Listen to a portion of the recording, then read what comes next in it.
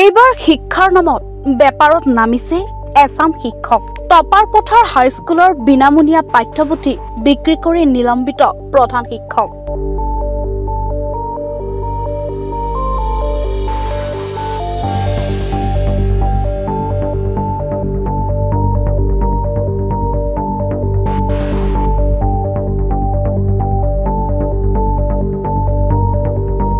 দক্ষিণ কামৰূপৰ নৱগঠিত চমৰীয়া সমষ্টিৰ অন্তৰ্গত গৰৈমাৰীৰ টপাৰ পথাৰ হাইস্কুলৰ প্ৰধান শিক্ষক আৰু একে বিদ্যালয়ৰ সহ শিক্ষকে মিলি ছাত্ৰ ছাত্ৰীৰ বাবে চৰকাৰে বিনামূলীয়াকৈ যোগান ধৰা কিতাপ চোৰাংকৈ বিক্ৰী কৰাৰ ঘটনাই পোহৰলৈ আহিছে।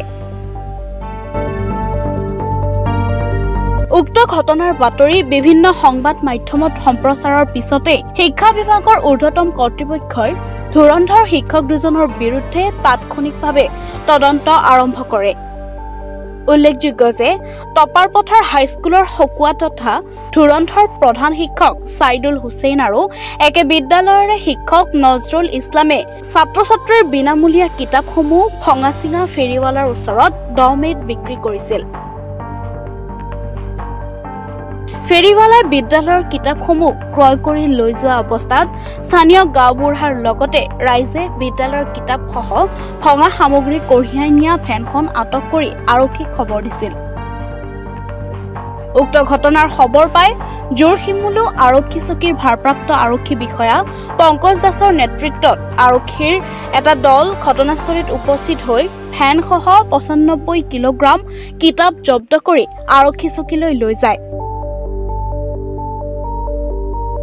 ঘটনা সন্দৰ্ভত স্থানীয় গাঁওবুঢ়াই জোৰশিমলু আৰক্ষী চকীত এখন এজাহাৰ দাখিল কৰে। উক্ত এজাহাৰৰ ভিত্তিত আৰক্ষীয়ে 154/25 নম্বৰত এটি গোচৰ পঞ্জীয়ন কৰি তদন্ত আৰম্ভ কৰে। উল্লেখযোগ্য যে আজি কামৰূপ জিলাৰ আমিনগাঁওস্থিত শিক্ষা বিষয়াৰ কাৰ্যালয়ে তৎকালীনভাৱে প্ৰধান শিক্ষক ছাইদুল হুছেইন আৰু শিক্ষক নজৰুল ইছলামক চাকৰিৰ পৰা নিলম্বন কৰে।